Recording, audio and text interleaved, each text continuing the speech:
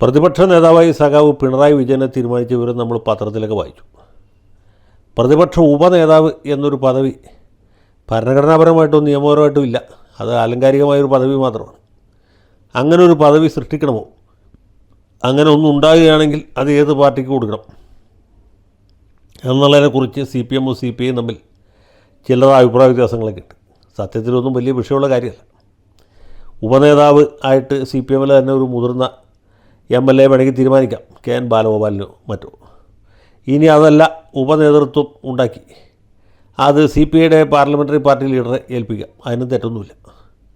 ഒരു പക്ഷേ K രാജനായിരിക്കും ഈ ഉപനേതാവായിട്ട് വരാൻ പോകുന്നത്. രാജനാണ് കഴിഞ്ഞ 5 കൊല്ലം റവന്യൂ മന്ത്രിയായിരുന്നു. സാമാന്യം സൽപ്പേരുണ്ടാക്കിയ ആളാണ്.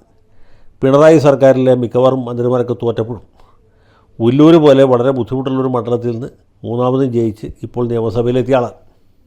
അപ്പോൾ അദ്ദേഹത്തെ ആക്കുന്നതുകൊണ്ട് CPMന് പ്രത്യേകിച്ച് അപമാനമൊന്നും സംഭവിക്കുന്നില്ല, അല്ലെങ്കിൽ അത് യുക്തിക്ക് നിരക്കാത്തൊരു തീരുമാനവും ആയിരിക്കില്ല. ഞാൻ പറയാൻ വന്നത് അതിനെക്കുറിച്ചല്ല.